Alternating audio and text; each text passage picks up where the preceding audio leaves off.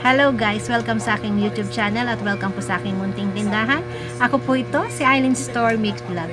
Meron po akong isi-share sa inyong isang nakakatawa at nakakainis din na pangyayari sa aking sa aking mga in-order. Dahil nga dumating yung deliveries natin mula sa groceries, yun ay 9 boxes and 1 plastic. So, hindi ko siya agad na patas na i-display isa-isa, hindi ko siya nahalwat isa-isa kasi nga napakarami at saka hindi lang naman yun kasi ang aking ginagawa, marami din akong gawain sa bahay. So, ang nangyari niyan, naiwan yung tatlong box, naiwan pa yung tatlong box na hindi ko nabubuksan at nakalimutan ko na baga kung ano yung aking mga pinag-order sa grocery. And then ngayong araw na to, ako'y nagpunta ng Lipa dahil kinailangan kong magpondo ulit sa ating sa bangko para meron tayong sa ating GCash pang transfer. At namili na rin ako ng mga frozen para naman sa ating mga panindang frozen dahil wala na. And then dumaan ako ngayon saglit sa grocery sa Southern Twin at alam nyo guys, nakadampot ako ng cup noodles na seafoods. Yan. Nakadampot ako ng cup noodles sa seafoods dahil wala akong naaalalang seafoods na nandito pa sa ating tindahan.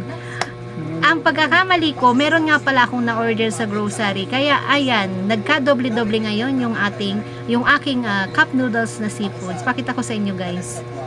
Ito guys, yan. O diba? Ngayon habang nagdi-display, na-display ko na yung pinamili ko kanina sa Southern Twin. Ngayon, nagdi-display na ako, tinatapos ko na yung dineliver ng grocery. At nahalwat ko nga itong isang huling box. Nandito pala yung iba kong seafoods at ang dami ko palang seafoods dito. Ayan. Yan, nagdoble-doble tuloy ang ating seafoods ngayon, guys. So yan. Wala tayong choice kundi di ibenta natin. Pambenta naman actually lahat yan. At sana'y may maghanap ng seafoods agad-agad. Ito guys, yung aking mga in-order sa grocery. Yan ay 9 boxes and 1 plastic. At sa katulad ng dati, hindi ko talaga siya natatapos i-display sa isang araw. Inaabot pa yan ng ilang araw.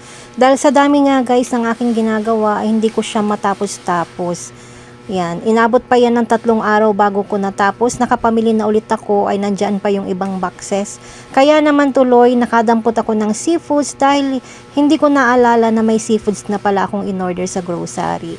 Kaya yan, nagdoble-doble tuloy ang ating mga in-order. Pero okay lang.